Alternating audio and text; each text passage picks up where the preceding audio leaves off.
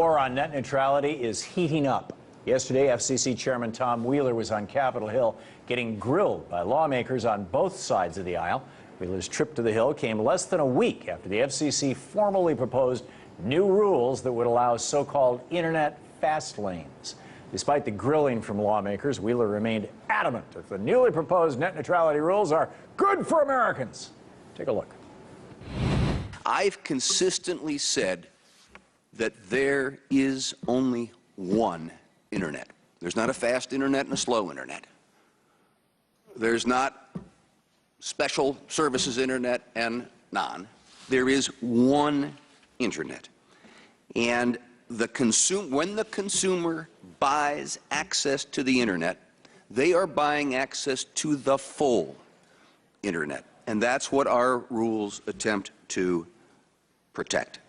Despite what Mr. Wheeler may say, make no mistake about it, these new net neutrality rules, in quotes, aren't good for American consumers and aren't good for the internet. They are, however, good for giant internet service providers like Comcast and Time Warner and their executives who are trying to monopolize control over the internet so they can pad their bottom lines and their paychecks. If the likes of Comcast and Time Warner get their way, the internet, the last remnant of open and free communication in America, will be dead faster than you could say World Wide Web. Joining me now for more on yesterday's hearings and the future of net neutrality in America is Joe Niedernberger, internet engineer and small business owner, and Laura Friedenbach, press secretary with the Progressive Change Campaign Committee. Joe, Laura, welcome.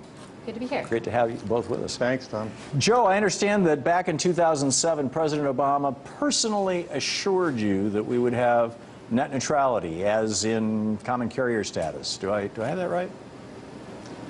Well, he promised net neutrality, and actually more specifically, he promised that he would only appoint FCC chairman that would support net neutrality.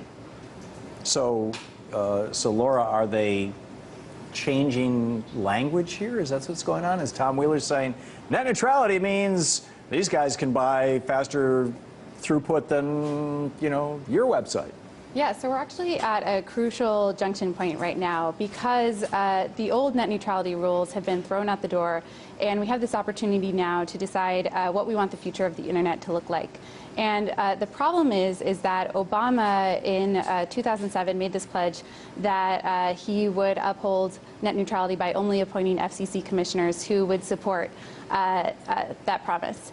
And unfortunately, it looks like the FCC might be on the verge of breaking Obama's campaign promise, which is why a number of folks have come out to talk about this issue and be very vocal about their opposition for the FCC's proposed rules.